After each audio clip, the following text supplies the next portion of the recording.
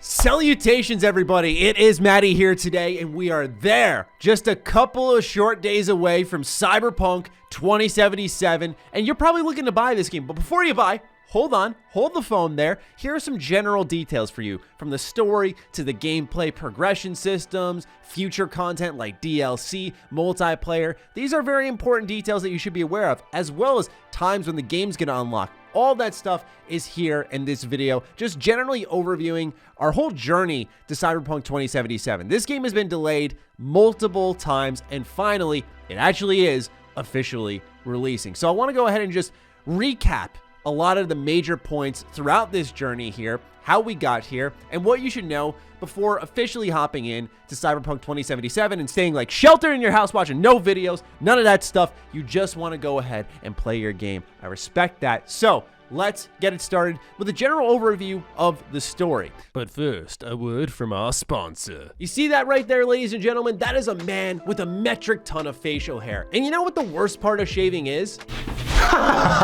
No, rusty blades.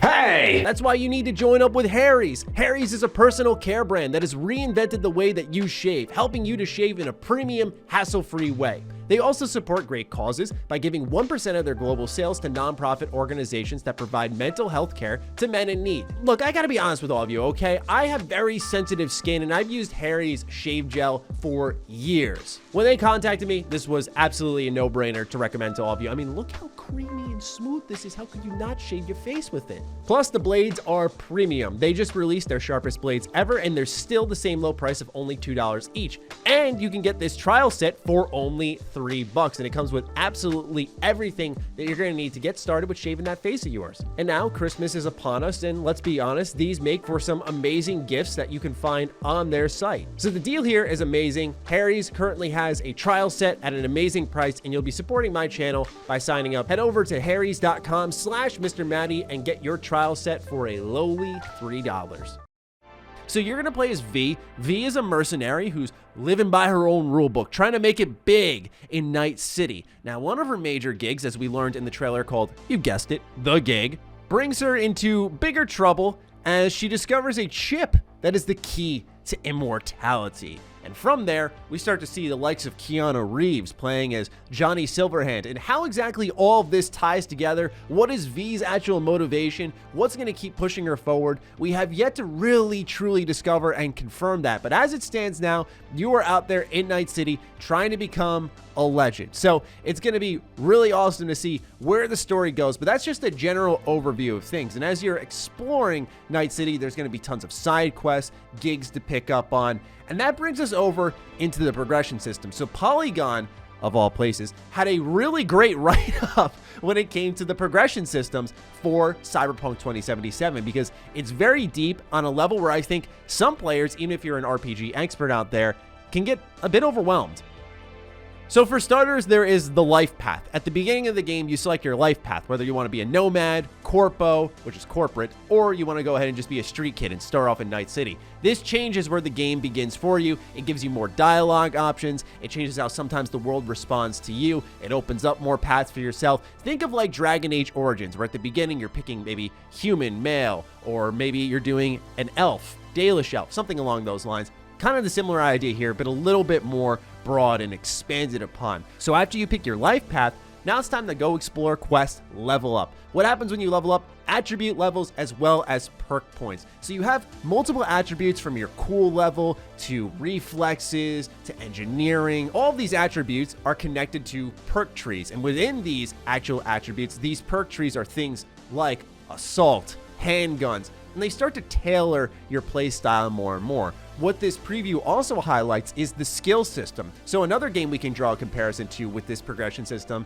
is Skyrim. Think of how in Skyrim you use a one-handed weapon, right? And you see that bar go up as you use it more and more and more. And as your individual skills will increase, it'll also increase your overall level. In Cyberpunk 2077, as you say use your handguns, you will then earn more skill for the handguns, and you'll unlock little bonuses like quicker reload time, quicker aim down sight time, and that will overall allow you to keep pushing the limits of your build. One other thing to note, though, is that that perk level will cap off at whatever the attribute level is. So let's say your handgun skill is at 7 and you have a reflex attribute at 10. You can only get that handgun skill up to 10. Once it's at 10, it's capped off until you increase the attribute even more.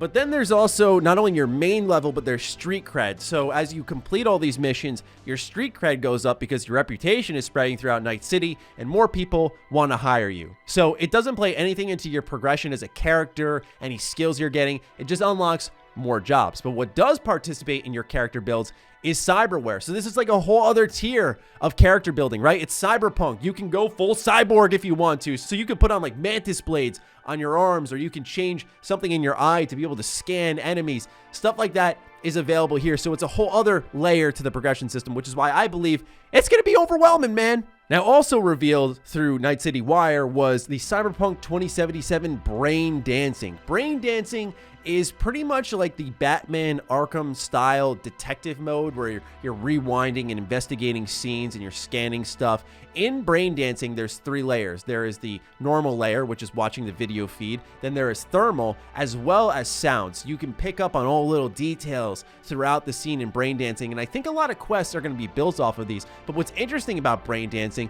is it's also used as an entertainment piece. So some people will go out and commit a murder and then sell it to someone on the black market. So people will buy these BDs, and it's like this weird kind of world building tool, but it's also used for quests. So we're not sure how much they're going to expand upon this, but as it stands now, best comparison here is Batman Arkham.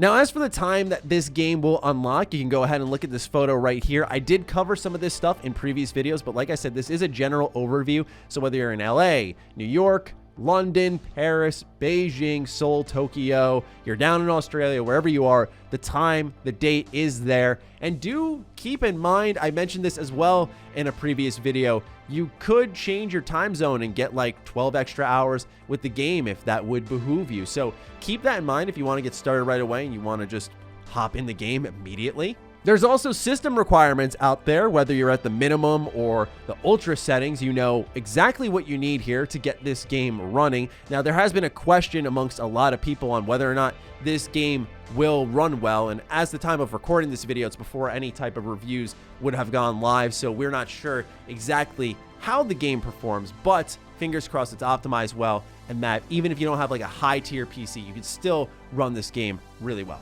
Now, let's say you're not on the PC, okay, and you're like, oh, that life's not for me, man. I get that, right? For me, I love the ease of accessibility with the console, right? I kick my feet up, it plays games. I don't have to worry about drivers and things crashing and frame rate and why is this looking like this, but over here the shadows are like, it drives me up a wall, man. Just to save myself, console sometimes this is the way I go, so I don't lose my mind and I just focus on the game. But for those of you who are heading over to the console space, let's say you're picking up the game now and you're thinking, well, I might want to play this on the PS5. What if I get that? Or the Xbox Series X, what if I get that? Do know CD Projekt Red is providing a free next-gen upgrade for this game. So if you buy it for the Xbox One, it will upgrade for free for your Series X via smart delivery, or with PlayStation 4 to PlayStation 5, there will be a next-gen upgrade sometime in the coming months. Do keep in mind as well, your saves will carry over. That has been promised by CD Projekt Red as well. So if you're waiting for new consoles to pick this game up, then do just know that you'll be able to have that free upgrade and you won't have to wait for a separate PS5 version. Now, if it's like performance and all that stuff you're waiting for, then yeah, maybe wait out that next gen patch, but I'd be curious to see how many you're going to wait. We've certainly waited long enough. Now, as for content coming after the fact, I wanted to take a look at the future of Cyberpunk 2077. There is, of course, DLC that's coming. They promised Witcher 3 size DLC, which is a big deal because The Witcher 3 has some fantastic add-on content. But also, there's multiplayer coming to Cyberpunk 2077. So let's talk a little bit about that. Because as it stands right now, they're talking about DLC after Cyberpunk launches. So there's no information on that other than it's sort of delayed on the announcement, not the actual content itself. But when it comes to multiplayer, here's what was said via a PC Gamer article through an investor's call with CD Projekt Red. Sadly, it doesn't look like Cyberpunk will be getting multiplayer anytime soon. During a QA call with investors back in January, the developer hinted that it's unlikely multiplayer will be ready until 2022. Back when the game was due to launch in September, which was by its second delay. The studio's publishing head, Mikhail Nowakowski, said delays to the campaign would likely push Cyberpunk 2077 multiplayer back even further. Quote, given the expected release of Cyberpunk 2077 in September, and frankly speaking, the series of events which we expect to occur after that date, 2021 appears unlikely as a release date for the Cyberpunk multiplayer. Now, the good news is that Cyberpunk 2077 seems like a very big game as it stands, so you will have plenty of time to replay and mess around before they have a significant add-on. And I'm starting to get this feeling, if they're saying it's not even going to be out by 2022, of course, due to working from home conditions, maybe there's an adjustment there, although CD Projekt Red has claimed nothing's really hurt them there. But still, I digress. I think this is going to be like its own big thing. It's going to sort of have that Ghost of Tsushima Legends feeling where it's like, this is its own mode, except I feel it might be bigger, almost like how GTA Online took on a life of its own. I feel like this Cyberpunk multiplayer may end up be created in that same mindset. Now, let's say you want a little bit more, okay? You want a little bit more Cyberpunk in your life. That's not the video game. There is the Edge Runners anime coming out in a couple of years. And so this one was announced during Night City Wire #1, and I remember like popping out of my chair going, wait, they're doing an anime? But it kind of makes sense because there's a lot of Japanese inspiration taken throughout the open world. So an anime feels